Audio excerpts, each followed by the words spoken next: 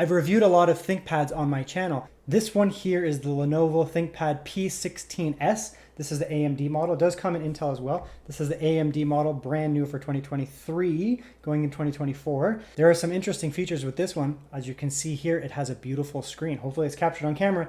This is an OLED screen, and this is a 4K OLED screen with 100% DCI-P.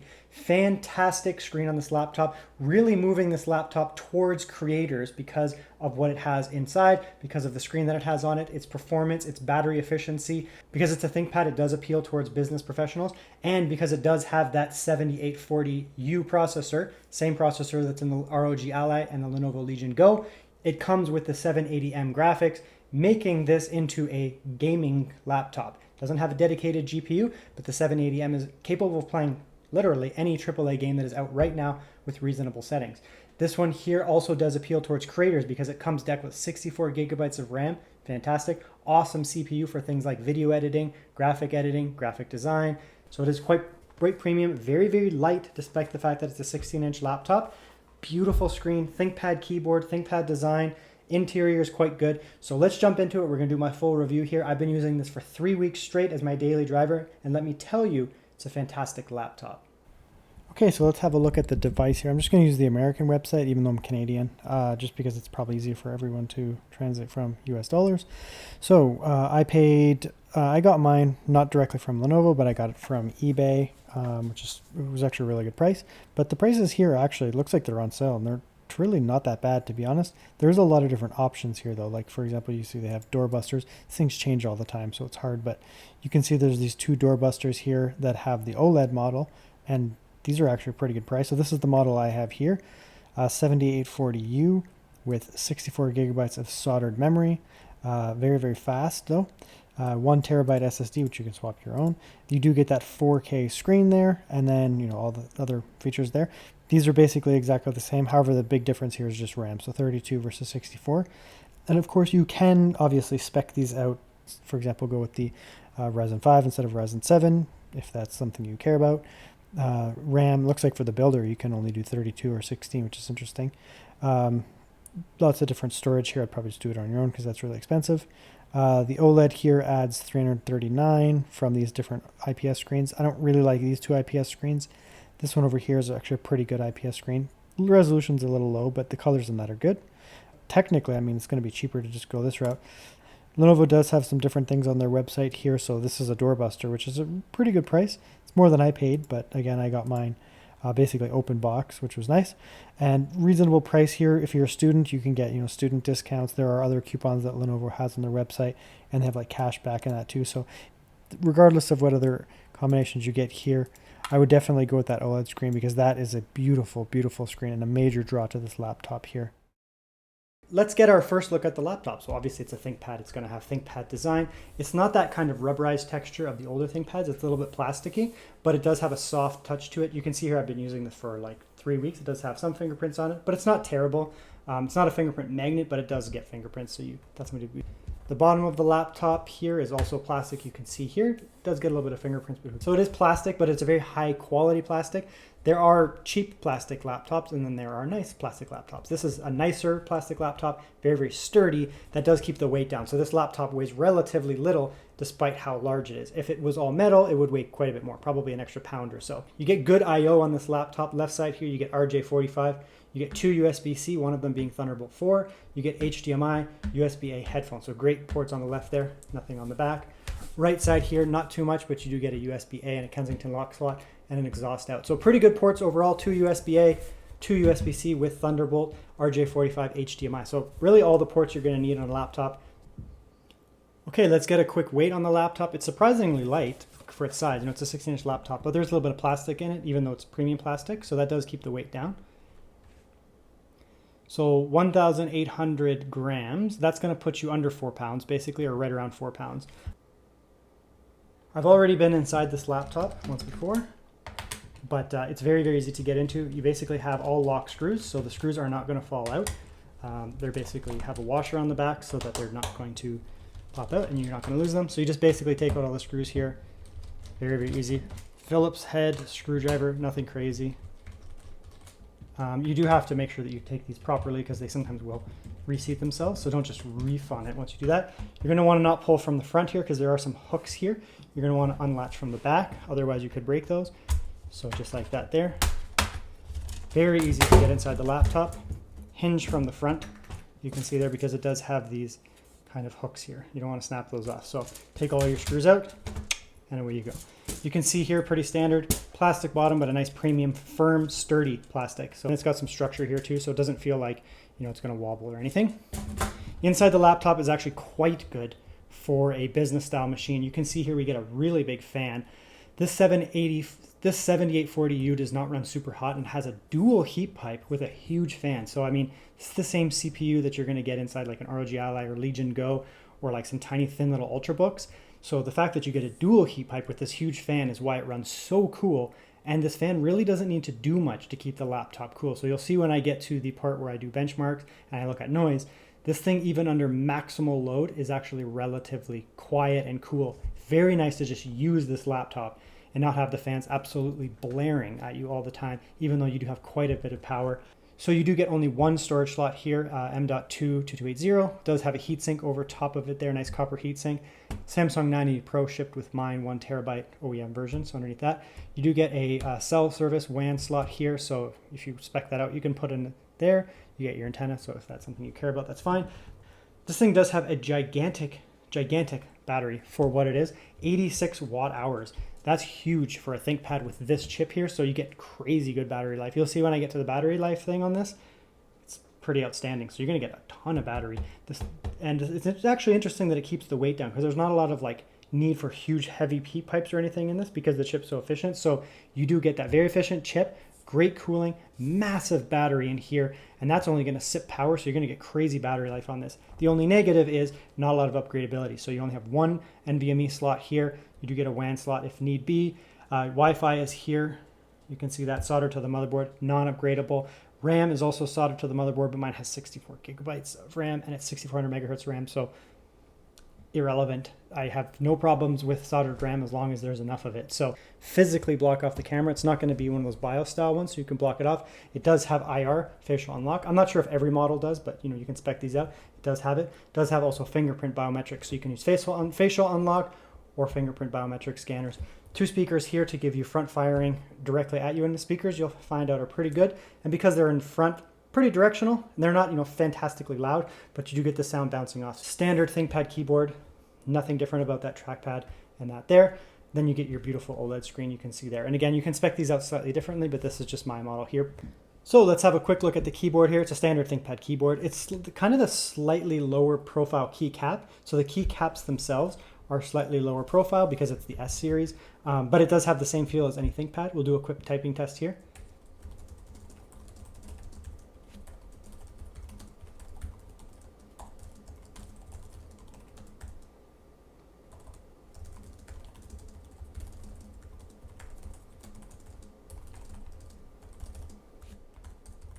Yep, so it's a standard ThinkPad keyboard. Despite the fact that the caps are a little bit lower, they do have good travel, and I feel confident when I'm typing with them. You know, I can pound out essays on these things real fast because I'm used to ThinkPad keyboards, but in general, ThinkPad keyboards are also nice. So anyone who hasn't used a ThinkPad keyboard would probably benefit. Numpad here, this is a professional laptop. So of course you're gonna get a numpad here on the 16-inch one. If they took that away, it would make it less professional. So, you know, if you're doing spreadsheets, you're gonna get that there. Function and control keys are swapped here. So that can be a pain for some people. Once you get the hang of it, it doesn't bother you anymore. You just get used to it. But you can switch that in the BIOS. If you go up your BIOS, you can switch the control and function if that bothers you. So it's fine there.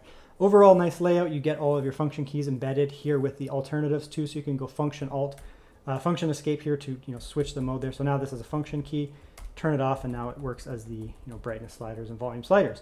So very, very nice there. Trackpad is not massive because it's a ThinkPad. They don't typically have huge trackpads. This is a very smooth and nice feeling trackpad. Obviously, it's going to be very precise. ThinkPad keyboards, ThinkPad trackpads in general are extremely precise, but it feels very smooth and really nice to use. The clicks are okay, a little soft, but they don't feel bad. They're not as sharp as I like, but you do also then get your track point. So you can use the track point nib to navigate, and you get these dedicated left and right here with the scroll button here. Okay, we'll do an audio test here. So if you have headphones, you might want to just watch them. Turn it up.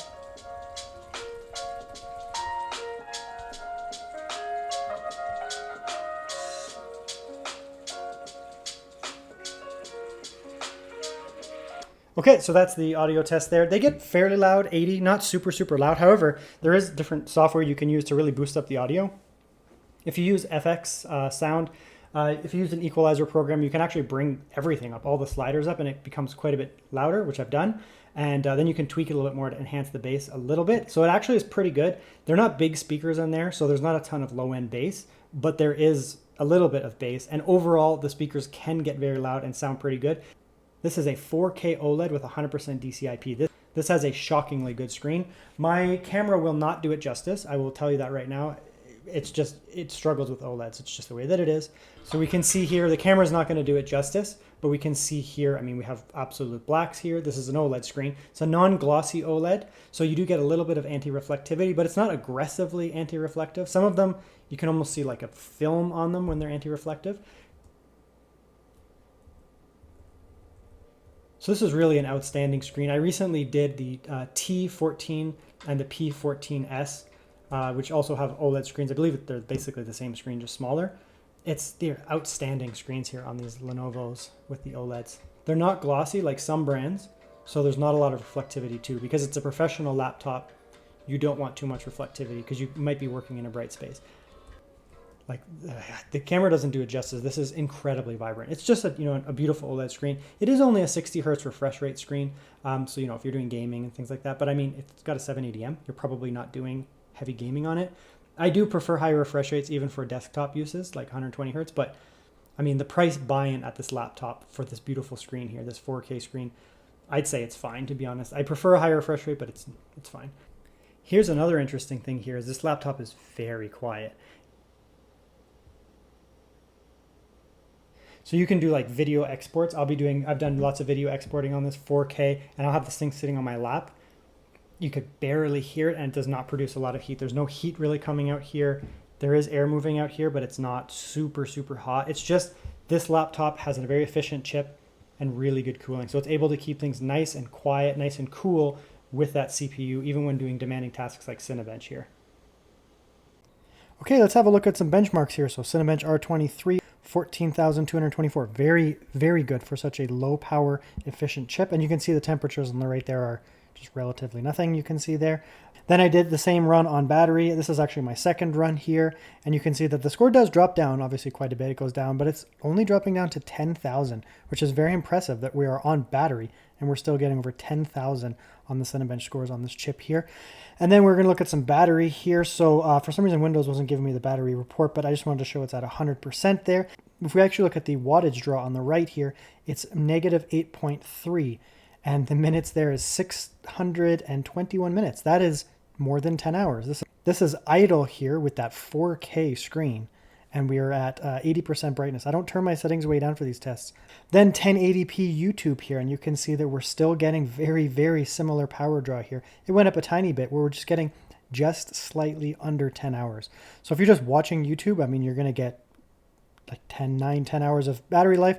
If you're doing, browsing, moving around, doing productivity tasks, this is easily an all-day battery. We're talking 8 hours type battery in this life because we have that huge battery, extremely efficient chip as well.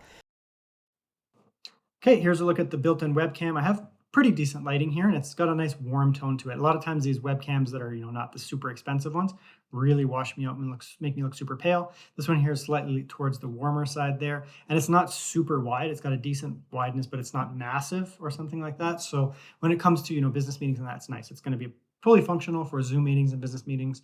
Overall decent. Okay, here we are in Baldur's Gate. We're at 1200p native.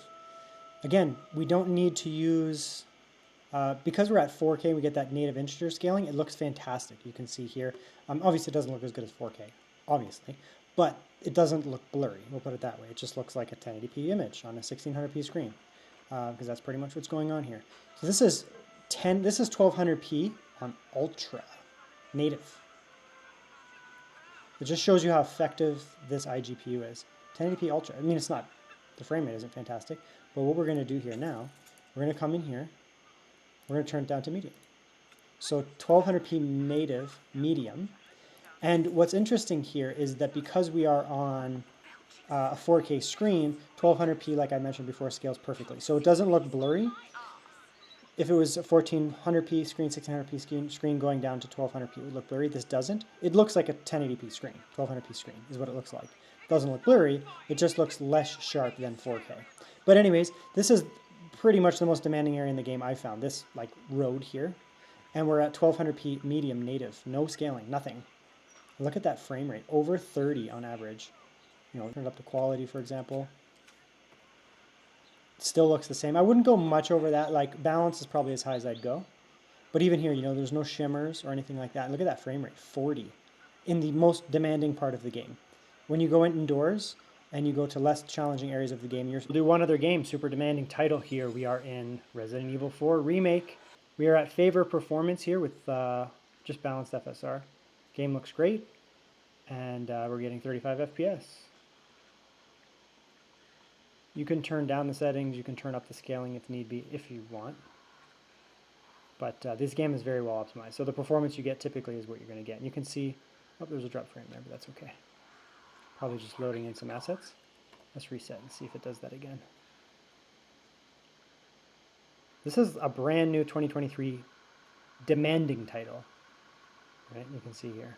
It looks great. 4K screen, because we're using that native integer scaling, it doesn't look blurry. It just looks like a 1200p screen, basically.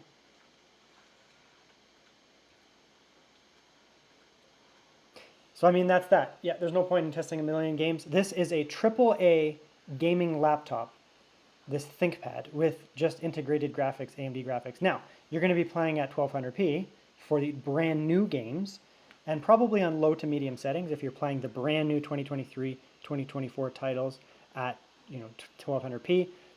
But you're able to play 1200p games with very good performance and very enjoyable performance, no problems whatsoever. If you're playing games that are slightly older, 2021, 2020, 2019, you're going to get incredible performance out of those. You're going to be able to throw those things on 60 FPS or above easily for most of those games. So what do I think about the ThinkPad P16s? Well, I've been using this for 3 weeks or so as my daily driver. So I think my actions speak volumes. This is a fantastic laptop. Beautiful OLED. It is only 60 hertz, but I don't really care about that. That's fine with me. 60 hertz, 100% DCI-P, 4K, beautiful OLED, nice and bright. I mean, that alone is very compelling. But the thing is, there's no other corners cut either. It has 64 gigabytes of RAM in it, fast RAM. You can get with 32 as well, which is also quite a bit. So lots and lots of fast memory in here, no issues. There's only one NVMe slot, which kind of sucks. I really do wish they had 2 NVMe slots in here. Next year, I'd like to see that second NVMe slot. That's really the only thing that I would really upgrade. I mean, you get really good ports on it. You get USB 4 out of there, so you can run docks out of it. I mean, it has a lot of ports in general. It's nice and light, like you can see, despite the fact being the 16-inch laptop, it doesn't weigh very much. And it is plastic, right? It has a lot of plastic in it, but it's a very premium plastic. If you've used it, you know what I'm talking about. There are cheap plastics and there are nice plastics. This is a nice plastic here. Keyboard, fantastic ThinkPad keyboard. It's got backlighting, you can see there. It's not super bright right now because of the room that we're in. What is not to like about this laptop? The only thing that I would improve upon is probably adding a second NVMe. Plug that into the USB 4, so it's not the end of the world. I've been doing video editing right off of this drive right here. Not a big deal. But I do like to have a second NVMe storage in there so that I can have my operating system on one. Otherwise, I mean, there's not much they could do without increasing the price. I suppose 120 hertz 4K OLED would be nice, but again, then the price is going to go up quite a bit. This is leaning more towards creators anyways, where 60 hertz is probably fine at 4K. Fantastic device here, highly recommend it. I mean, there's not really much better laptops out there. Of course, you can spend more money and there's gonna be compromises here and there. Overall, I think it's a fantastic laptop. There's a reason why I've been using this as my daily driver for 3 weeks, and I'm going to continue. I don't have any intentions of switching away from this laptop in the near future. So, I mean, fantastic here. This is not a review unit, obviously I bought it myself. So, I'm very happy with it, and I'm going to just keep using it because I don't really have any issues or complaints about it at all. It's just a really, really nice laptop, and I got it for a pretty good price. So there you go.